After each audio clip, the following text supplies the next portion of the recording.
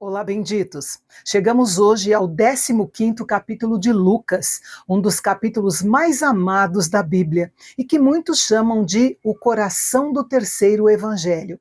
Nele não vemos apenas uma coleção de histórias bonitas, vemos também a resposta definitiva de Jesus àqueles que criticavam sua proximidade com pessoas de má fama. Vamos então para mais um passo na nossa jornada juntos até o Apocalipse.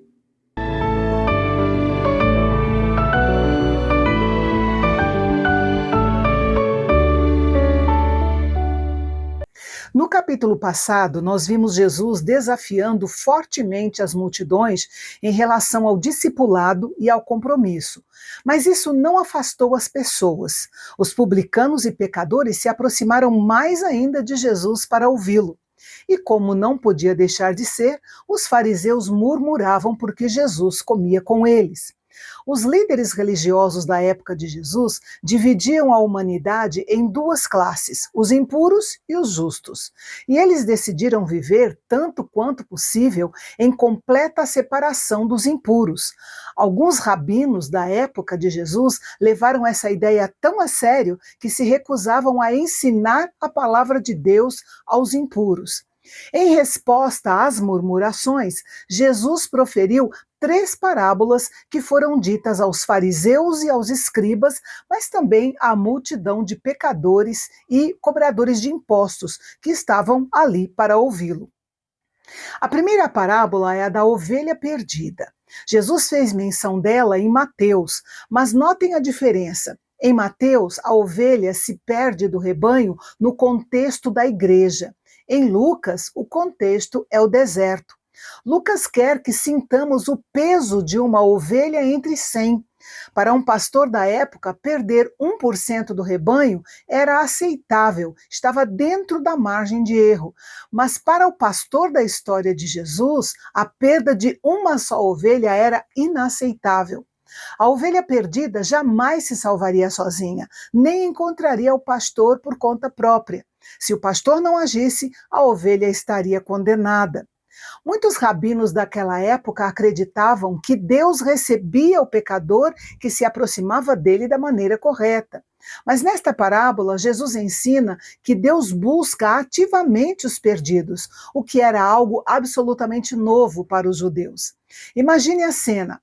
A ovelha perdida geralmente está exausta, ferida ou paralisada pelo medo. Ela mal consegue caminhar. O pastor então a coloca sobre os ombros. No Oriente Médio, um pastor carregando uma ovelha nos ombros era um símbolo de força e cuidado extremo. Embora a ovelha não possa fazer nada para se salvar, Jesus mencionou a necessidade de arrependimento nas últimas palavras dessa breve história. É quase como se ele dissesse: a ovelha não se arrepende, mas você precisa se arrepender quando Deus te encontrar. No contexto da época, quando um pastor perdia uma ovelha, a vila inteira ficava sabendo, porque o rebanho era um patrimônio da comunidade. Quando ele voltava com ela nos ombros, o alívio era geral. Daí a necessidade de convocar outros para compartilhar a sua alegria. Em Lucas, a salvação nunca é um evento isolado ou silencioso, é sempre comunitário. Em seguida, temos a parábola da dracma perdida, uma das histórias mais curtas de Jesus, mas carregada de significado cultural, especialmente para o olhar minucioso de Lucas.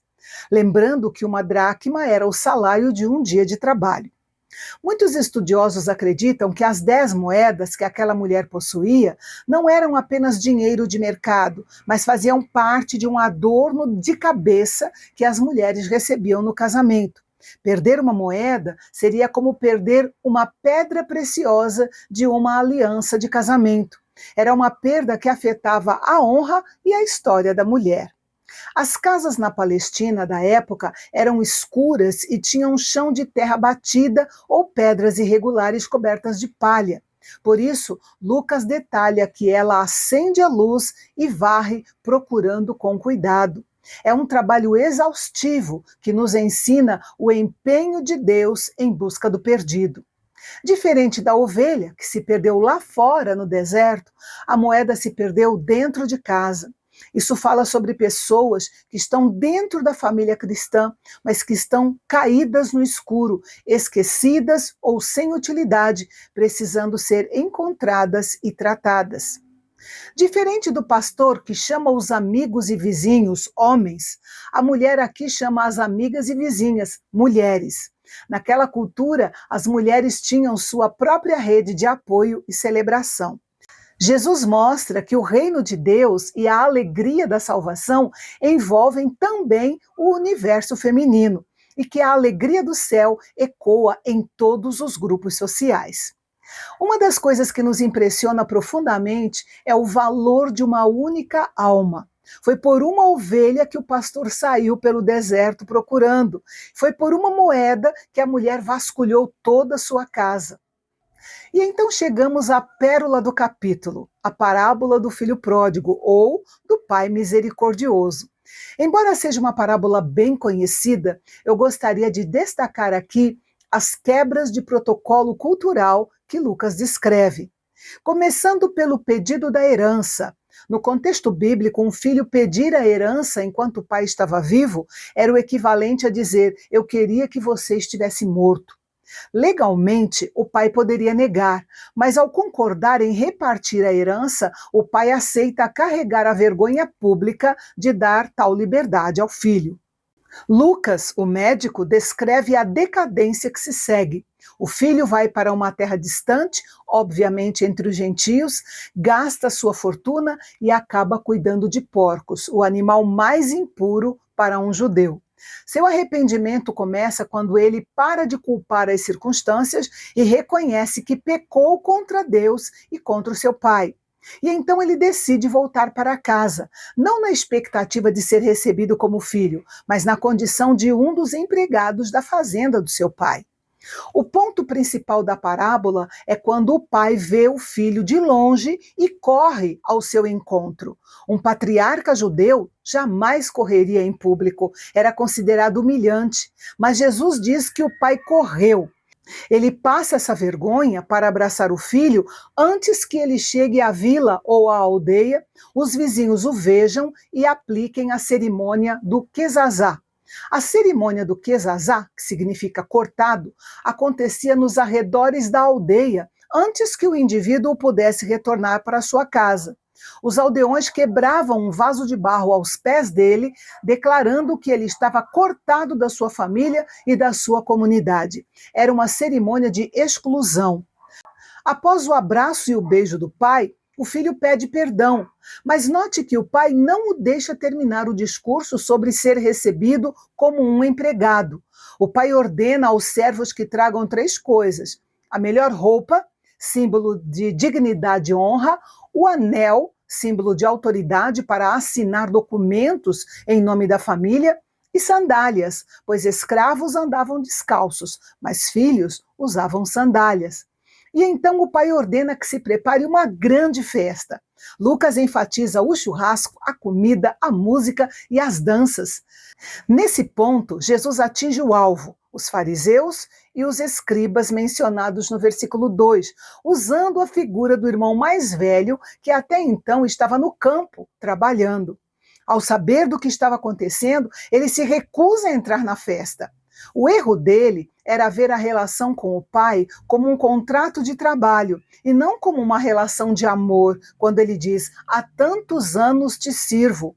A resposta do pai: tudo que é meu é teu, mostra que o filho mais velho já tinha tudo, mas vivia como um empregado amargurado. Ele não se perdeu no mundo, ele se perdeu no próprio orgulho e na falta de alegria pela salvação do outro. A parábola termina de forma aberta. Não sabemos se o irmão mais velho entrou na festa ou não.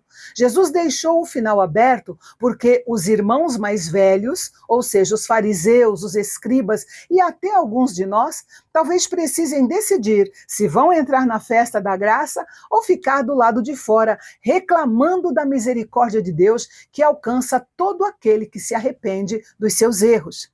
Jesus deixou claro que a festa não é um capricho ou um excesso, é a única reação lógica e justa diante da vida que vence a morte. Lucas 15 nos ensina que o céu não é um lugar de silêncio solene, mas de celebração barulhenta. Seja você a ovelha que se distraiu, a moeda que caiu no escuro ou o filho que fugiu para longe, o capítulo dos perdidos e achados garante: o dono de tudo está em busca de você e ele já preparou o banquete de celebração. Depois de ver a festa da graça em Lucas 15, o capítulo 16 nos traz a seriedade da mordomia.